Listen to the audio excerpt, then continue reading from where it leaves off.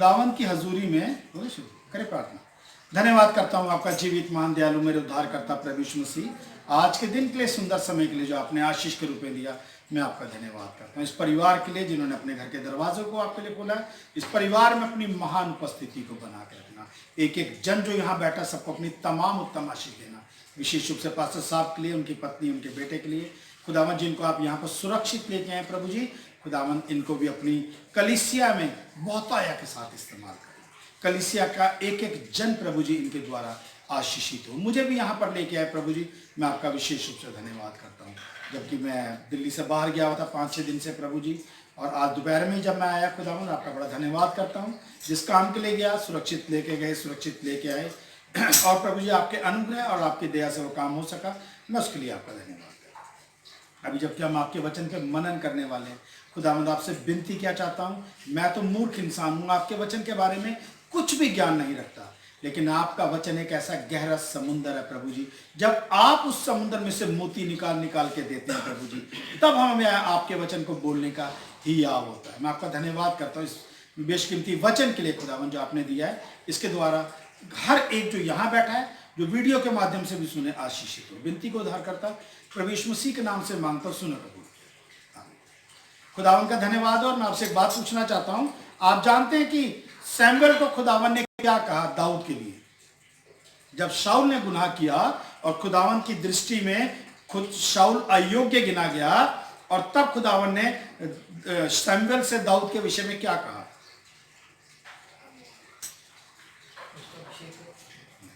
खुदावंद ने सैमुएल से कहा, मुझे एक ऐसा शख्स मिल गया है जो मेरे हृदय के सबसे अधिक करीब है। क्या बोला? मुझे एक ऐसा शख्स मिल गया है जो मेरे हृदय के सबसे अधिक करीब है। और वो करीब क्यों था? क्योंकि वो खुदावंद की वर्शिप जब करता था, एक छोटा लड़का ही था, उसी के रूप में जंगल में अपना भेड़ बकरियां चराना और मसीही गाने गाना, यही उसका काम था। ऐसी वर्शिप करता था मन से कि खुदावंद प्रसन्न होता था, और उसकी प्रसन्नता में ही खुदावंद ने उसको, छोटे चरवाहे को खुदावंद ने राजा के लिए अभिषिक्त कर दिया। लेकिन आपको पता है दाऊद ने एक ऐसा गुनाह किया। वैसे उसने बाइबल में लिखा है 2 गुनाह ऐसे किए हैं, लेकिन उसने जो पहला गुनाह है उसके विषय में हम बात नहीं करेंगे, जो दूसरा गुनाह है हम उसके विषय में बात करेंगे। और जानते हैं आप दूसरा गुनाह उसने क्या किया? पहला गुनाह क्या किया, पहले तो ये बताइए। पहला गुनाह तो बैतशेबा है, और दूसरा गुनाह जो उसके पति को छल से मारा। पहला गुनाह दाऊद ने यह किया कि उसने इस्राएलियों की जनगणना की, जिसके लिए खुदावन ने उसको दंड दिया कि तू तीनों में से एक चीज चुन ले, या तो 3 वर्ष तक का अकाल पड़ेगा, या 3 महीने तक दुश्मनों की सेना तेरे पीछे तलवार लेके भागेगी, या 3 दिन तक खुदावन की मार पड़ेगी। तो उसने खुदावन को चुना कि मैं तेरे हाथ में अगर पढ़ूंगा तो तू दया कर सकता है और कोई नहीं कर सकता। दूसरा गुनाह उसका था जो उसने बैतशेबा के लिए किया। अब आप पढ़ निकालिएगा दूसरा सैमुएल उसका पहला 11वां अध्याय, उसकी पहली ऐसे पढ़िएगा। दाऊद और बैतशेबा। क्या लिखा है?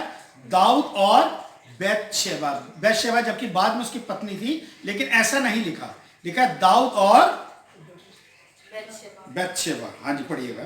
फिर जिस समय राजा लोग युद्ध करने को निकला करते हैं, उस समय अर्थात वर्ष के आरंभ में दाऊद ने योआब को और उसके संग अपने सेवकों और समस्त इजराइलियों को भेजा, और उन्होंने अम्मोनियों का नाश किया और रब्बा नगर को घेर लिया, परंतु दाऊद यरूशलेम में रह गया। लेकिन लिखा है कि दाऊद नहीं गया। दाऊद कहाँ रह गया? यरूशलेम को। इस जो वर्ष है, इनको 2 आयतों को पढ़ना हमारा इसलिए जरूरी है कि इस समय दाऊद के जितने भी सैनिक हैं वो सब युद्ध के लिए चले गए, लेकिन दाऊद वहां पर रह गया।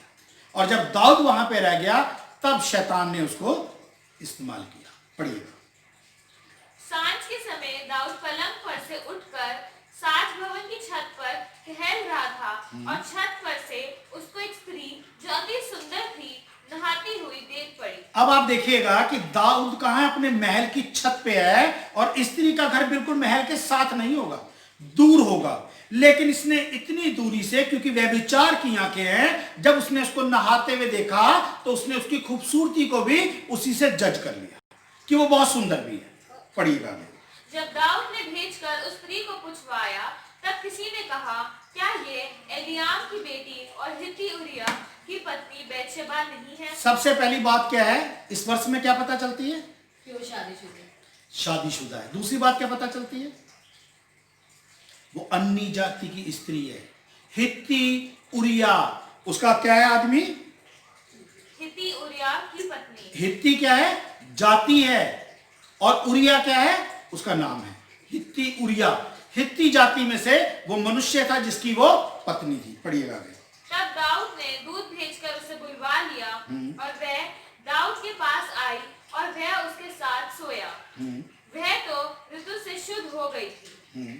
तब वह अपने घर लौट गई और वह स्त्री गर्भवती हुई। तब दाऊद के पास कहला भेजा कि मुझे गर्भ है। और तब लिखा है कि दाऊद उसके पास गया और वो स्त्री गर्भवती हो गई। उसने दाऊद के पास ये संदेशा भेज दिया कि मैं तेरे से गर्भवती हो गई हूं। अब दाऊद को क्या होने लगी? टेंशन होने लगी। अगर वो ये मैसेज ना भेजती तो दाऊद आगे का गुनाह नहीं करता। उसने सिर्फ एक ही गुनाह किया था। आप बता सकते हैं कि इस चैप्टर को किस किसने पढ़ा है? ठीक है, और कोई इस चैप्टर में आप बता सकते हैं कि दाऊद ने क्या गुनाह किया? चलो समय को खराब नहीं करेंगे, आगे पढ़िएगा। तब दाऊद ने याऊब के पास कहला भेजा। योआब के पास कहला भेजा, जो उसका सेनापति था। तब दाऊद ने उसके पास कहला भेजा। क्या कहला भेजा? हित्ती उरिया को मेरे पास भेज।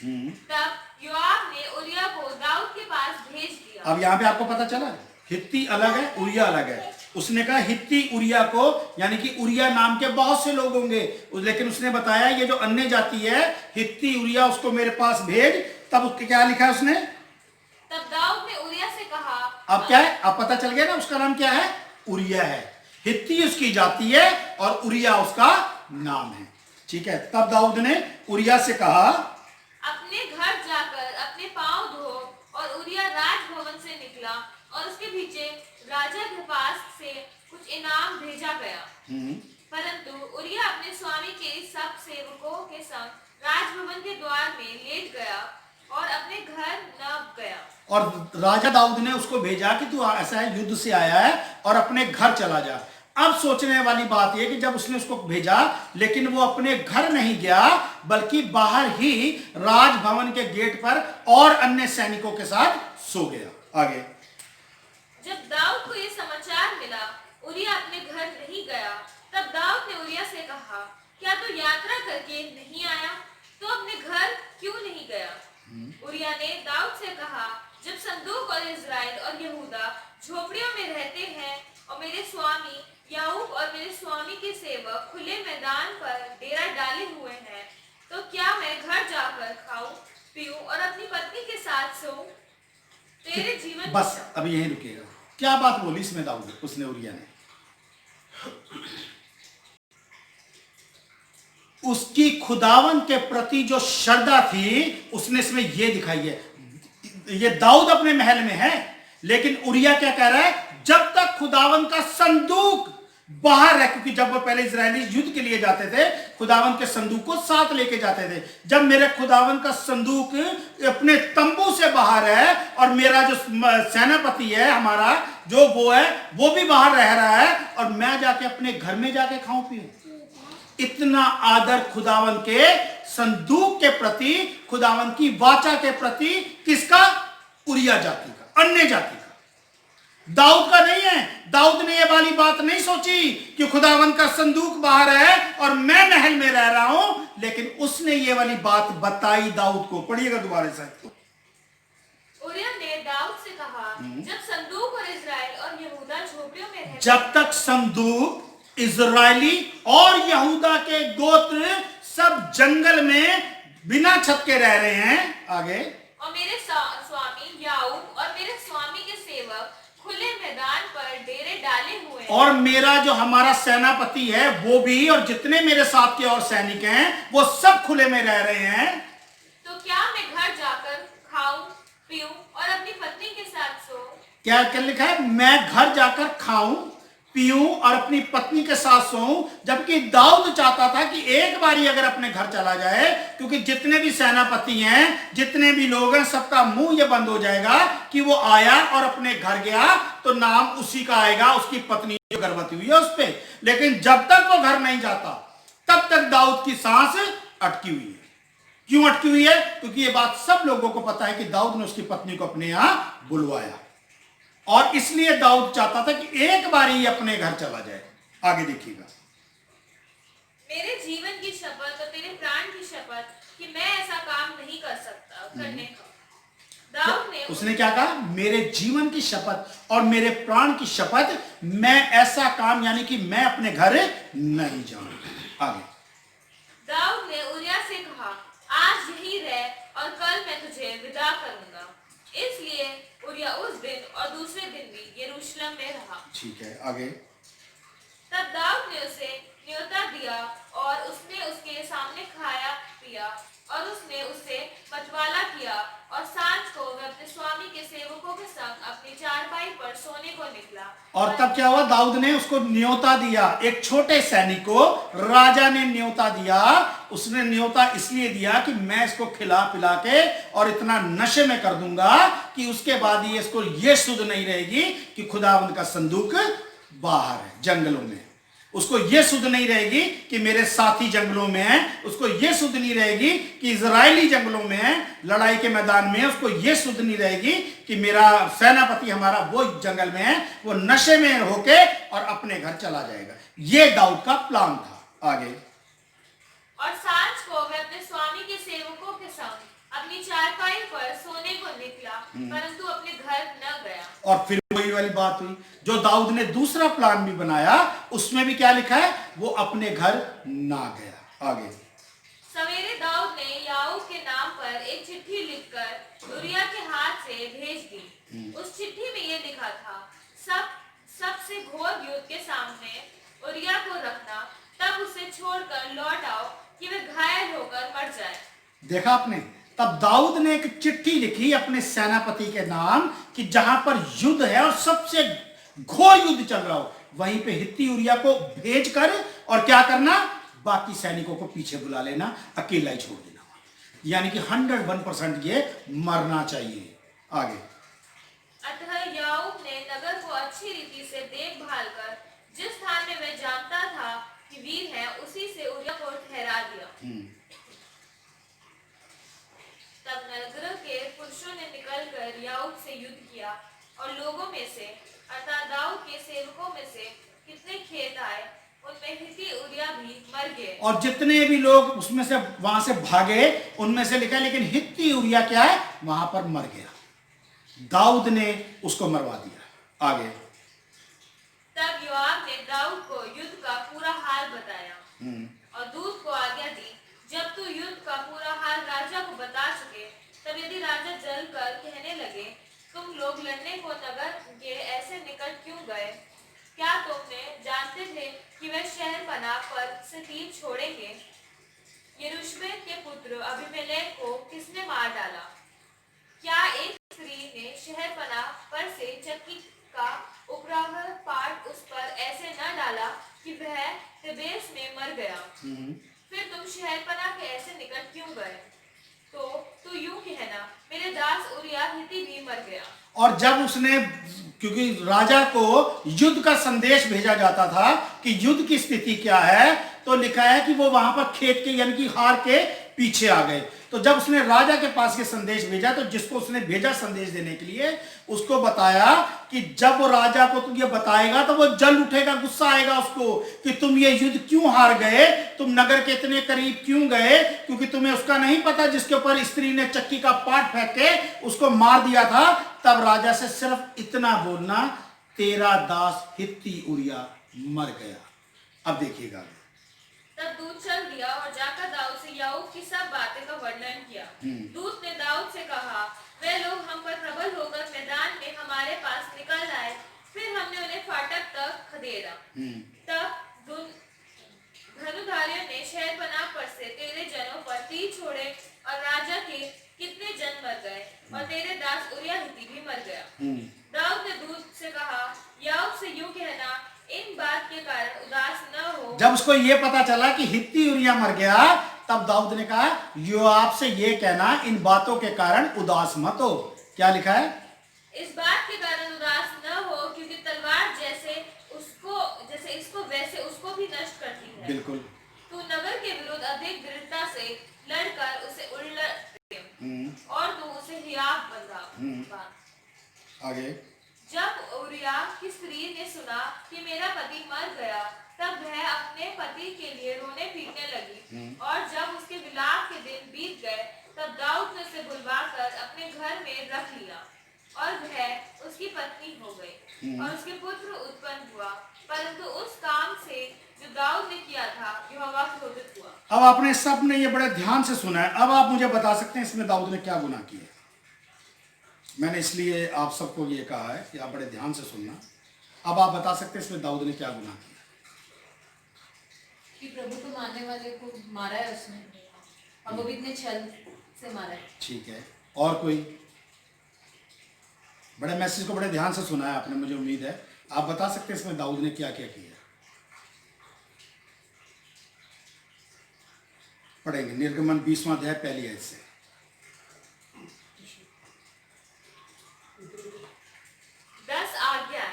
तब परमेश्वर ने ये सब वचन कहे, मैं तेरा परमेश्वर यहोवा हूँ, जो तुझे दासता के घर अर्थात मिस्र देश से निकाल लाया हूँ। तू मुझे छोड़ दूसरों को ईश्वर करके न मानना। तू अपने लिए कोई मूर्ति खोद कर न बनाना। तू अपने लिए कोई मूर्ति खोद कर ना बनाना।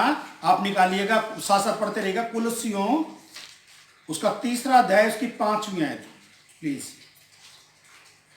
कुलसियों उसका 3रा अध्याय और उसकी 5वीं आयत,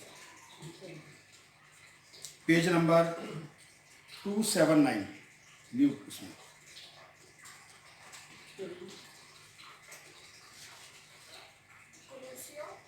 3:5। इसलिए अपने उन अंगों को मार डालो जो पृथ्वी पर है। लिखा है इसलिए अपने उन अंगों को मार डालो जो पृथ्वी पर हैं। कौन कौन से? अर्थात व्यभिचार, अशुद्धता, दुष्ट कामना, बुरी लालसा और लोभ को जो मूर्ति पूजा के बराबर है। लोभ का है जो मूर्ति पूजा के बराबर है। सबसे पहले दाऊद ने क्या काम किया? लोभ किया। उसने दूसरे की, आप इसके 17वीं आयत पढ़िएगा इसकी, निर्गमन 20 की। तू किसी के घर का लालच न करना। तू किसी के घर का लालच ना करना। ना तो किसी की स्त्री का लालच, ना किसी की स्त्री का लालच करना, और ना किसी के दास दासी, और ना किसी के दास दासी। बस यहीं तक। तो उसने क्या किया? जो लालच किया वो पहला। जो दूसरा हुक्म है तो मूर्ति पूजा मत करना, लिखा ना, लोभ मूर्ति पूजा के बराबर है। दाऊद ने पहला हुक्म क्या तोड़ा? मूर्ति पूजा की, लालच किया। आगे पढ़िएगा, निर्गमन 20 को ही आगे से पढ़िएगा। तू मुझे छोड़ दूसरे का ईश्वर करके न मानना। उस समय उसकी आंखों के सामने व्यभिचार का ऐसा जादू चढ़ गया था कि अपने खुदावन को भूल के शैतान को अपना खुदा मानने लगा था। क्योंकि जब वो उसमें होके काम कर रहा है, उसकी आत्मा उसमें होके काम कर रही है। यहां पर क्या लिखा है? तुम मुझे छोड़कर दूसरे को खुदा करके मत मानना। यहां पर उसने ये वाला हुक्म तोड़ा। आगे, तू अपने लिए कोई मूर्ति खोद कर न बनाना, न किसी की प्रतिमा बनाना जो आकाश में या पृथ्वी पर या पृथ्वी के जल में है। तू उनको दंडवत न करना और न उनकी उपासना करना, क्योंकि मैं तेरा परमेश्वर यहोवा जलन रखने वाला परमेश्वर। इस बात को भूल गया कि खुदावन ने कहा है मैं तेरा खुदा यहोवा जलन रखने वाला खुदावंद हूं। वो भूल गया। उसने सोचा कि जो बोल दिया कि मेरे दाऊद मेरे हृदय के सबसे करीब रहने वाला है, वो मुझसे इतना प्यार करता है, मुझसे जलन नहीं रखेगा। लेकिन उसको ये नहीं पता खुदावंद जो है जब न्याय करता है कभी पक्षपात नहीं करता। उसने खुदावंद के न्याय को ललकारा। ये गुनाह किया, अर्थात खुदा उसने सोचा खुदावंद मेरा पक्ष करेगा अगर मैंने ये व्यभिचार कर भी दिया। आगे, और जो मुझसे बैर रखते हैं उनके बेटों, पोतों और परपोतों को भी पितरों का दंड दिया करता। और अगर खुदावंद की आज्ञा नहीं मानी तो इसका मतलब आपने खुदा से क्या किया? बैर रखा है। आगे खुदावंद कहता है मैं उसके बेटों को और उसके पोतों को भी दंड देता हूं। खुदावंद ने दाऊद के बेटों को दंड नहीं दिया? जो उसका बेटा अबशलोम था, उसी से डर के यही दाऊद जब जवान था तो शेर को और भालू को मार देता था, फाड़ देता था। लेकिन अपने बेटे से, अगर आप इसको आगे पढ़ेंगे, बाइबल में लिखा है जो तूने छुप के किया तेरा बेटा ये सबके सामने खुलेआम करेगा। और क्या हुआ? अपने बेटे से डर के भागने लगा, कभी यहां छुप कभी यहां छुप। तो क्या लिखा है? दंड दिया, अर्थात उसके बेटे को भी खुदावन ने उसी गुनाह में भी धकेला, बेटे से करवाया वो गुनाह। आगे, और जो मुझसे प्रेम रखते और मेरी आज्ञाओं को मानते हैं उन हजारों पर करुणा किया करता। यहां पर उसने उस समय खुदावन से प्रेम करना छोड़ दिया था। खुदावन कहता है जो मुझसे प्रेम करते हैं और मेरी आज्ञाओं को मानते हैं मैं उन हजारों पर भी करुणा करता हूं। ये सारी आज्ञाएं तोड़ता जा रहा है, मैं इसलिए आपको बता रहा हूं। आगे पढ़िएगा। तू अपने परमेश्वर का नाम व्यर्थ न लेना, क्योंकि जो यहोवा का नाम व्यर्थ ले वह उसको निर्दोष न ठहराए। इतना बड़ा गुनाह करने के बाद भी उसको इस बात का पश्चाताप नहीं था कि मैंने कोई गलती की है। उसको गलती का एहसास किसने दिलाया? खुदा ने दिलाया, अपने नबी को भेजकर। और वो खुदावन की स्तुति तारीफ वैसे कर रहा था, वो सोच रहा था कोई कुछ हुआ ही नहीं। लिखा है खुदा ने कहा मेरा नाम व्यर्थ न लेना। वो उस समय खुदावन का नाम व्यर्थ ले रहा था। यीशु ने खुदावन की चौथी आज्ञा तोड़ी। आगे, तो विश्राम दिन को पवित्र मानने के लिए स्मरण रखना, 6 दिन तो तू परिश्रम करके अपना सब काम काज करना। बस इसको छोड़ दीजिएगा, आप आइएगा माता पिता का, ये 12वीं आयत। तू अपने पिता और अपनी माता का आदर करना, जिससे जो देश तेरे परमेश्वर यहोवा तुझे देता है उसमें तू बहुत दिन तक रहने। खुदा ने कहा तू अपने पिता और अपनी माता का आदर करना। दाऊद जो खुदावन को अपना पिता बोलता था, अर्थात बोलता था यहोवा मेरा चरवाहा है, वो इस बात को भूल गया कि मैं अपने पिता की आज्ञा का पालन नहीं कर रहा। अपने खुदावन को उसने तुच्छ जाना। ये उसने तोड़ा 5वां हुक्म। आगे, तो व्यभिचार न करना, तू चोरी नहीं, उससे पहले 13वीं आपने छोड़ दी है। तू खून न करना। तू खून ना करना, अर्थात उसने हित्ती उरिया को उसका मर्डर उसने कराया प्लानिंग के साथ। आपको पता है अगर मर्डर किया जाए तो दफा 302 लगती है, लेकिन अगर आपने उसकी योजना भी बनाई है उसके साथ एक दफा और लगती है। उसने पूरा प्री प्लान करके कि हित्ती उरिया को किस तरीके से मरवाना है, पूरा षड्यंत्र रचा उसने कि जहां पर सबसे घोर युद्ध चल रहा हो वहीं पे हित्ती उरिया को भेजना और अपने सैनिकों को कहा बाकियों को पीछे खींच लेना ताकि ये वहां पर मर जाए। और वो क्या था? अन्य जाति का आदमी था, लेकिन खुदावन से प्रेम करने वाला और डरने वाला था। लिखा है तू खून ना करना, उसने खून भी किया। तू व्यभिचार ना करना, उसने व्यभिचार भी किया। तू चोरी न करना। तू चोरी न करना, अर्थात उसने उसके पीछे चोरी से यह काम किया। उसने चोरी भी की। तू किसी के विरुद्ध झूठी साक्षी न देना। और उसको अगर कोई पूछता भी, जब उसने लिखा है उसकी पत्नी को पता चला मेरा आदमी मर गया, उसने विलाप किया, उसने उसको अपने यहां बुला लिया, अपनी पत्नी बना लिया, तो लोगों ने पूछा नहीं होगा कि तूने इसको क्यों बुला लिया अपने यहां पर? तो यहां पर उसने झूठी गवाहियां भी दी होंगी। आगे, तू किसी के घर का लालच न करना। और ये फिर 10वां हुक्म, तू किसी के घर का लालच न करना, उसकी पत्नी का लालच न करना, उसके जानवरों का लालच न करना। क्या लिखा है? लालच भी किया उसने। जबकि आगे क्या लिखा है? आपने आज ही गया दोबारा इस पर दूसरा वो निकालिएगा प्लीज। सैमुएल, दूसरा सैमुएल, हमने 11वां अध्याय पढ़ा था, 12वां अध्याय निकाल लिया आपने? इसकी आप 7वीं वर्ष से पढ़िएगा। तब नातान ने दाऊद से कहा, तब नातान नबी को खुदावन ने भेजा दाऊद के पास, और नातान नबी ऊपर वाला चैप्टर पढ़ेंगे 1 से लेके और 6 तक, तो नातान उसको एक कहानी सी बताता है। दाऊद नहीं समझ पाता वो क्या है, लेकिन तब लिखा है, इसके ऊपर टाइटल पढ़ो, उसका क्या लिखा है?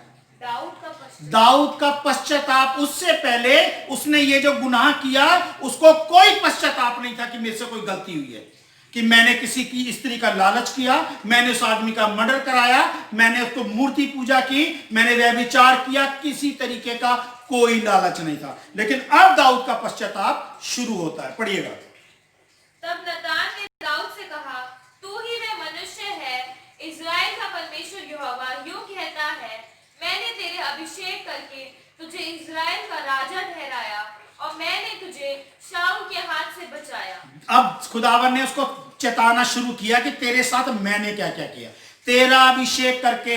कहीं दाऊद को उसने कहा कहीं तू ये सोचता हो कि मैं अपने बल पे राजा बनाऊं। खुदावन कहता है तेरा अभिषेक करके मैंने तुझे इस्राएल का राजा बनाया और तुझे शाऊल के हाथों से बचाया। आगे, फिर मैंने तेरे स्वामी का भवन तुझे दिया, और उसका जो राजा था उसका भवन तुझे दिया, और तेरे स्वामी की पत्नियां तेरे भोग के लिए दी। और खुदावन कहता है तेरी जो पत्नी थी उसके अलावा जो शाऊल की पत्नियां भी थी मैंने वो भी तेरे भोग के लिए दे दी। आगे, और मैंने इस्राएल का और यहूदा का घराना तुझे दिया था। और लिखा है इजराइल का सारा घराना, 12 के 12 गोत्र, और विशेष रूप से यहूदा का गोत्र भी मैंने तुझे दिया। और यदि ये थोड़ा था तो मैं तुझे और भी बहुत कुछ देने और वाला। खुदावन कहता है अगर ये स्त्रियां कम थी ना जो मैंने तुझे दी हैं, शाऊल की पत्नी भी और तेरी भी जो रानियां हैं, अगर ये कम थी तो मैं तुझे और भी दे सकता था। क्या लिखा है, दोबारा पढ़ना। और यदि ये थोड़ा था तो मैं तुझे और भी बहुत कुछ देने वाला। तूने यहोवा की आज्ञा तुझ जानकर क्यों वह काम किया जो उसकी दृष्टि में बुरा है। लिखा है तूने यहोवा की आज्ञाओं को तुच्छ जाना है, उन 10 हुक्म को तूने तुच्छ जाना है जो यहोवा का, जो तूने तुच्छ जाना जो यहोवा की दृष्टि में बुरा है। तुझे बुरा नहीं लगा ये सब कुछ करके, क्योंकि तूने जब तक नातान नबी ने तुझे नहीं चेताया तब तक तुझे अपने इन सभी गुनाहों का कोई एहसास नहीं हुआ। तुझे इस बात का एहसास नहीं हुआ कि मैंने दूसरे की पत्नी का लालच किया, तुझे इस बात का एहसास नहीं हुआ कि मैंने उस आदमी को मरवा दिया, तुझे इस बात का एहसास नहीं हुआ कि मैंने व्यभिचार किया, तुझे इस बात का एहसास नहीं हुआ कि मैंने अपने पिता के विरोध में मैं खड़ा हो गया, खुदावन के विरोध में खड़ा हो गया, तुझे इस बात का एहसास नहीं हुआ कि तूने चोरी की है, उसके पीछे चोरी की और तू जान जान के उसको घर भेजना चाह रहा है ताकि एक बारी वो घर चला जाए और मेरा गुनाह छुप जाए। खुदावन कहता है ये सारी चीजें तू नहीं कर रहा। पढ़िएगा दोबारा। तूने यहोवा की आज्ञा तुझ जानकर क्यों वह काम किया जो उसकी दृष्टि में बुरा है। तूने यहोवा की आज्ञा को तुच्छ जानकर क्यों वह काम किया जो उसकी दृष्टि में बुरा है। खुदावन कहता है आगे, हित्ती उरिय्याह को तूने तलवार से घात किया और उसकी पत्नी को अपनी कर लिया है। लिखा है हित्ती उरिय्याह की को तूने तलवार से, क्या लिखा है, दुश्मनों ने मारा है।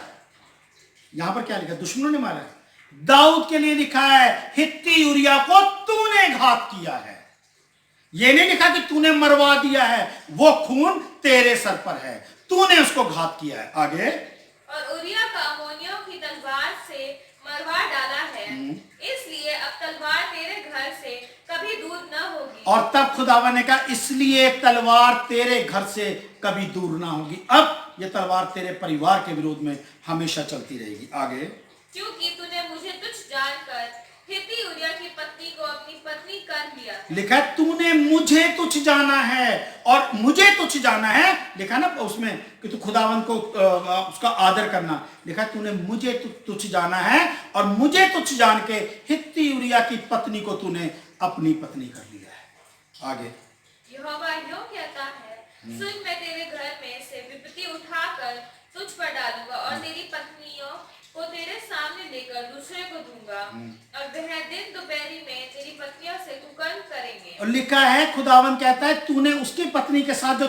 छुप के किया ना, मैं तेरी पत्नियों को तेरे सामने से उठवाऊंगा और दिन दोपहरी दिन में तो तेरी पत्नियों के सामने वो कुकर्म करेंगे। आगे, तूने तो वह काम छिपकर किया, तूने तो ये काम छिप कर किया है, पर मैं यह काम सब इस्राएलियों के सामने दिन परंतु में खुदावन कहता है मैं ये काम सब इस्राएलियों के सामने दिन में करवाऊंगा। क्योंकि खुदावन को तुच्छ जाना है।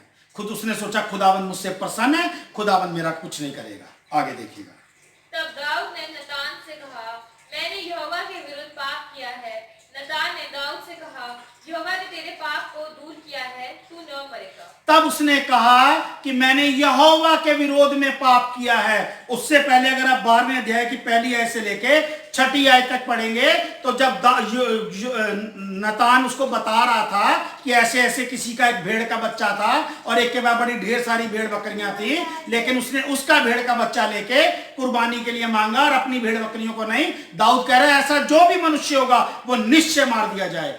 तो लेकिन यहां पर दाऊद ने कहा कि मैंने खुदावन के विरोध में गुनाह किया है। नतान नबी ने, क्योंकि दाऊद ने अपनी सजा खुद ठहराई थी कि वो निश्चय मार डाला जाए, लेकिन नातान नबी ने कहा तू ना मरेगा।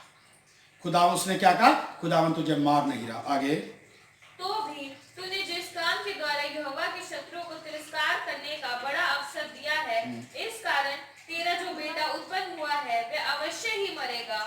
तब नतान अपने घर चला गया। और लिखा है तब नातान अपने घर चला गया। लेकिन दाऊद उसके बाद क्षमा किए जाने के बाद भी दाऊद रुका नहीं। क्या कहता है दाऊद, पढ़िएगा भजन संहिता 6:6 पढ़िएगा।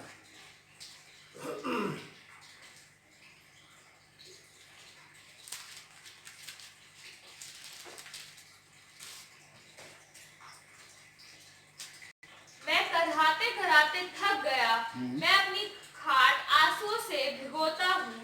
प्रति रात मेरा बिछौना भीगता है, मेरी आंख शोक से बैठी जाती है और मेरे सब सताने वालों के कारण वे धुंधली हो गई है। और लिखा है यहां पर दाऊद कहता है कि मैं अपनी आंख को ना प्रति रात, कोई रात ऐसी नहीं होती जब मैं रो रो के अपने आंसुओं से अपनी खाट को नहीं भिगोता, क्योंकि जो गुनाह है वो मेरी, जैसे मैं लेटता हूं मेरे सामने मेरा गुनाह आता है।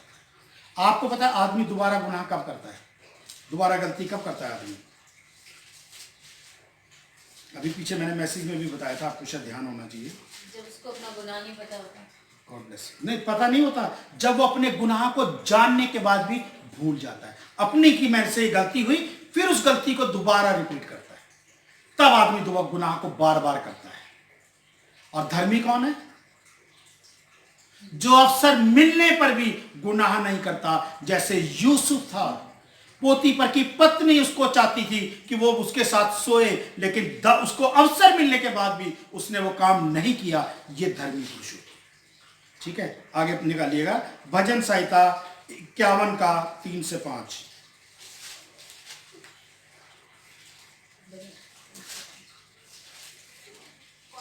क्या 51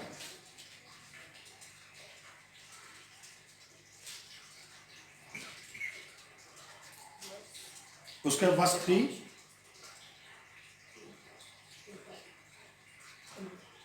मैं तो अपने अपराधों को जानता हूँ और मेरे पाप निरंतर मेरी दृष्टि में रहता है। दाऊद अपने उस करने के बाद कहता है मैं अपने अपराधों को जानता हूं और मेरा अपराध निरंतर मेरी दृष्टि में बना रहता है। जो गलती मुझसे उस समय हुई मैं सारी जिंदगी भूल नहीं पा रहा हूं कि मैंने ये क्या, किस आत्मा में होके मैंने वो गुनाह किया। मेरा पाप निरंतर मेरी दृष्टि में बना रहता है और मैं अपने अपराधों को जानता हूं और मेरा पाप निरंतर मेरी दृष्टि में बना रहता है। 4 और 5 भी पढ़िएगा। मैंने केवल तेरे ही विरुद्ध पाप किया और दाऊद कहता है मैंने केवल तेरे ही विरोध में पाप किया है खुदावंद, मुझे ये करना ही नहीं चाहिए था, क्योंकि जब मैं तेरे विरोध में खड़ा हो गया तब शैतान ने मुझे परखा और मेरे से ये सारे गुनाह कराए। आगे, और जो तेरी दृष्टि में बुरा है वही किया है। जो तेरी दृष्टि में बुरा था ना, दाऊद कहता खुदावंद मैं वही सारे काम करने लगा। आगे, ताकि तू बोलने में धर्मी और न्याय करने में निष्कलंक ठहरे। ताकि तू बोलने में धर्मी और न्याय करने में निष्कलंक। कोई बाइबल में ये ना कहे कि इतना बड़ा गुनाह करने के बाद भी खुदा ने दाऊद का फेवर किया। खुदावन ने उसको सजा दी कि तलवार हमेशा तेरे विरोध में चलेगी और जो तूने काम छुप के किया यही वाला काम तेरी पत्नियों के साथ खुलेआम किया जाएगा। आगे, देख मैं अधर्म के साथ उत्पन्न हुआ और पाप के साथ अपनी माता की गिरफ्त में पड़ा। बस ये यहीं तक रहने दीजिएगा। अब आप निकालिएगा भजन संहिता 57 का 14। नहीं सर, 51 का 14 है सर। हे परमेश्वर, हे मेरे उद्धारकर्ता परमेश्वर, मुझे हत्या के अपराध से छुड़ा ले। बात दाऊद ने क्या कहा है? व्यभिचार की बात नहीं कर रहा। क्या कह रहा है? हे मेरे खुदा, मुझे हत्या के अपराध से छुड़ा ले। मुझसे हत्या हुई है एक निर्दोष आदमी की, और उस निर्दोष आदमी की जो तेरा आदर करता था, तेरे संदूक का आदर करता था, इजरायलियों का आदर करता था, राजा का आदर करता था, सेनापति का आदर करता था। लेकिन मैंने उस आत्मा में होकर उसकी हत्या की। मुझे इस हत्या के अपराध से छुड़ा ले। आगे, तब मैं तेरे धन का जय जयकार करने पाऊंगा। तब मैं तेरे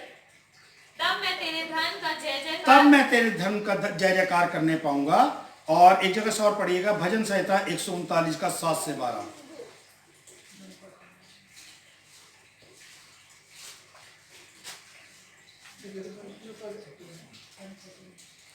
सॉरी 51 का एक बार 17 और पढ़ दो।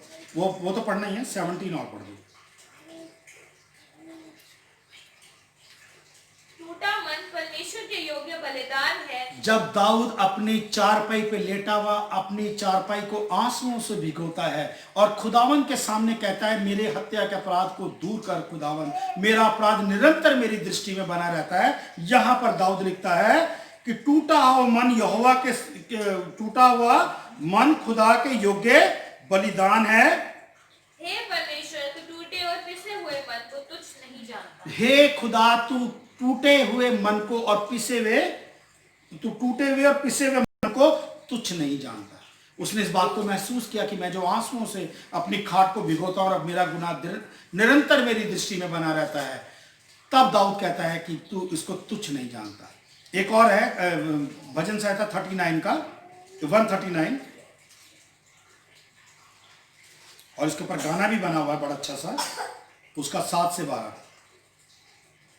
मैं तेरे आत्मा से भाग कर किधर जाऊं? वो पंजाबी में गाना है ना, यहोवा तेरी रूह तो मैं भला नस के किधर जावा। पहले वो सोच रहा था ये मैंने जितने गुनाह किए हैं इन सब गुनाहों पे पर्दा पड़ा रहेगा और किसी को पता नहीं चलेगा। लेकिन जब खुदावंद जो मनों को और घरों में होने वाली एक एक बात को जानता है, जब नतान नबी के द्वारा बता दिया गया कि ये काम जो तूने गुप्त में किया है खुदावंद को पता है और ये काम खुलेआम होगा, तो तब दाऊद कहता है कि यहोवा तेरी रूह से बचकर मैं कहां जाऊं, क्योंकि तेरी रूह ने तो मुझे परखा है, तेरी रूह ने मेरे गुनाह का एहसास कराया है। पढ़िएगा, मैं तेरे आत्मा से भागकर किधर जाऊं? मैं तेरी आत्मा से भागकर किधर जाऊं, या तेरे सामने से किधर भागूं? या मैं तेरे सामने से किधर भागूं। यानी कि हम सोचते हैं कि हम जो गुनाह कर रहे हैं हमारे गुनाहों को कोई नहीं जानता, लेकिन दाऊद कहता है कि जो भी गुनाह हम करते हैं खुदावंत के सामने, उसकी आत्मा के सामने निरंतर बने रहते हैं। हम अपने गुनाहों को छोड़ के जब सोच ले कि हम पहाड़ों में करें या ऊंचे पे करें, कोई नहीं देखेगा, अंधेरा है, उजियाला है, वीराना है, कोई नहीं देख रहा, लेकिन दाऊद इस बात का एहसास कराता है। पढ़िएगा प्लीज इस वर्ष को दोबारा। मैं तेरे आत्मा से भागकर किधर जाऊं? मैं तेरी आत्मा से भागकर किधर जाऊं, या तेरे सामने से किधर भागूं? या तेरे सामने से किधर भागूं। यदि मैं आकाश पर चढ़ूं तो तू वहां है। अगर मैं पहाड़ों पे चला जाऊं तो तू वहां है, यदि मैं अपने बिछौने अधोलोक में बिछाऊं तो वहां भी तू है। और अगर मैं पहाड़ों की गहराई में भी जाके अपने बिस्तरों को लगाऊं और वहां पर कोई गुनाह करना चाहूं तो तू वहां भी है। यदि मैं भोर की किरणों पर चढ़कर समुद्र के पार जा बसूं। और दाऊद कहता है कि ऐसा समय आ जाए, अब तो वो समय है कि आप भोर की किरणों पे इतने तेज जहाज आ गए हैं कि आप सुबह बैठो तो दोपहर तक आप समुद्र पार कर लोगे। लिखा अगर मैं भोर की किरणों पे चढ़ के समुद्र के उस पार भी चला जाऊं तो वहां भी तो अपने हाथ में मेरी अगुवाई करेगा। तो वहां भी तो अपने हाथों से मेरी अगुवाई करेगा। तू तेरी पहुंच वहां भी है और अपने दाहिने हाथ से मुझे पकड़ेगा रहेगा। और अपने दाहिने हाथ से तू मुझे वहां भी पकड़े रहेगा, संभाले रहेगा। 12वीं आयत तक पढ़ना है। यदि मैं कहूँ कि अंधकार में तो मैं छिप जाऊंगा और मेरे चारों ओर का उजाला रात का अंधेरा हो जाएगा, तो भी अंधकार तुझसे न छिपाएगा। लिखा है अगर मैं अंधकार में भी छिप जाऊंगा तो लिखा है मेरे चारों ओर का उजियाला भी मुझे छिपा नहीं सकता। क्या लिखा है इसमें दोबारा? मेरे चारों ओर का उजियाला रात का अंधेरा हो जाएगा। तो भी अंधकार तुझसे न छिपाएगा। रात तो दिन के तुल्य प्रकाश देगी, क्योंकि तेरे लिए अंधियारा और उजियाला दोनों एक समान है। लिखा तो भी अंधियारा मुझे तेरे से छिपा नहीं सकता, रात भी दिन के तुल्य प्रकाश देगी, क्योंकि तेरे लिए अंधियारा और उजियाला दोनों एक समान है। उसके बाद एक बात आपसे मैं और पूछना चाहूंगा, आप बता सकते हैं इन सारी बातों के बाद दाऊद ने क्या बात बोली? निकालिएगा रोमियो 4 अध्याय। जब दाऊद ने इतने गुनाह किए, यानी कि ये एक ऐसा गुनाह था जिसके साथ उसने बहुत से, मैंने आपको पढ़वाया ना 10 हुक्म को, कि कितने गुनाह उसने एक साथ किए। खाली उसने व्यभिचार नहीं किया, उसने केवल हत्या नहीं की, उसने बहुत गुनाह किए।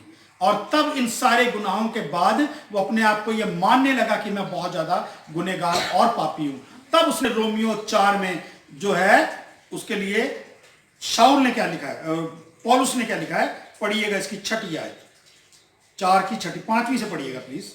परंतु जो काम नहीं करता वरन भक्तिहीन के धर्मी ठहराने वाले पर विश्वास करता है। लिखा है जो कोई धर्म के काम नहीं करता वरन भक्तिहीन को धर्मी ठहराने वाले पे विश्वास करता है, अर्थात जो खुदा को भी नहीं पहचानता लेकिन भक्तिहीन है और खुदा पर विश्वास कर रहा है। ऐसे 2 उदाहरण और कौन से हैं बाइबल में? पढ़िएगा, आगे पढ़िएगा। उसका विश्वास उसके लिए धार्मिकता गिन जाता है। उसका विश्वास उसके लिए धार्मिकता गिना जाता है। जिसे परमेश्वर बिना कर्मों के धर्मी ठहराता है, उसे दाऊद भी धन्य कहता है। दाऊद कहता है जिसे खुदा बिना कर्मों के, यहां पर दाऊद अपने आप को इस बात को मानता है कि मैं कोई भी अच्छा काम नहीं कर पाया, मैंने इतने बुरे काम किए हैं, लेकिन मेरे इन बुरे कामों के बाद भी खुदा ने मुझे धर्मी ठहरा दिया। जिन्हें खुदा बिना कर्मों के धर्मी ठहराता है, लिखा है उसे दाऊद भी धन्य कहता है। बिना कर्मों के किसको खुदा ने धर्मी ठहरा दिया? जो डाकू खुदावन प्रभु यीशु मसीह की दाहिनी ओर था, कोई अच्छा काम नहीं किया। लिखा है जब एक डाकू कहता है कि तूने औरों को बचाया, हमें भी बचा ले, तू स्वर्ग नीचे उतर के आ जा, तो लिखा है दूसरा डाकू जो दाहिनी ओर है वो कहता है हम तो अपने किए की सही सजा पा रहे हैं, लेकिन इसने कुछ नहीं किया, क्योंकि पूरी रात हो गई हमें भी मार खाते हुए और इसको भी मार खाते हुए। हमने तो बहुत गालियां दी, लोगों को बहुत उल्टा सीधा कहा, लेकिन ये पूरी रात यही कहता रहा, हे पिता ने क्षमा कर, क्योंकि नहीं जानते कि ये क्या करते हैं। ये धर्मी पुरुष है, हम तो अपने किए की सही सजा पा रहे हैं, क्योंकि चाहे हमने पिलातुस के आगे बोल दिया हो कि हमने काम नहीं किए, लेकिन हमें पता है हमने सारे गलत काम किए थे। लेकिन इस मनुष्य को मैं पूरी रात से देख रहा हूं और ये वाक्य में धर्मी मनुष्य है, इसने कुछ नहीं किया। हम तो अपने किए की सही सजा पा रहे हैं, लेकिन इसने कुछ नहीं किया, और उसको पता है जब इसने कुछ नहीं किया ये स्वर्ग में जरूर जाएगा। उसने कहा जब तू आज ही स्वर्ग लोक में होगा तो मुझे याद करना, सिर्फ ये याद करना कि तेरी दाहिनी ओर भी एक कुकर्मी टंगा हुआ, एक ऐसा डाकू टंगा था जो हत्यारा था। क्या कहा प्रभु यीशु मसीह ने? तू आज ही मेरे साथ फिरदौस में होगा, स्वर्ग लोक में होगा। बिना कर्मों के कोई काम उसने सारी जिंदगी अच्छा नहीं किया, बिना कर्मों के खुदा ने उसे धर्मी ठहरा दिया। दाऊद कहता है जिसे बिना कर्मों के खुदा धर्मी ठहरा दे, लिखा है उसको दाऊद भी धन्य बोलता है। आगे पढ़िएगा इसकी 7वीं और 8वीं वर्ष भी। धन्य है वे जिनकी अधर्म क्षमा हुए। धन्य है वो, दाऊद अपने आप में महसूस करता है, लिखा है धन्य है वो जिनके अधर्म क्षमा हुए और जिनके पाप ढांपे गए। और जिनके पाप ढांपे गए। वो कहता है मेरे पापों को खुदा ने नातान नबी के द्वारा बता के लेकिन ढांप दिया। आज वो वचन का हिस्सा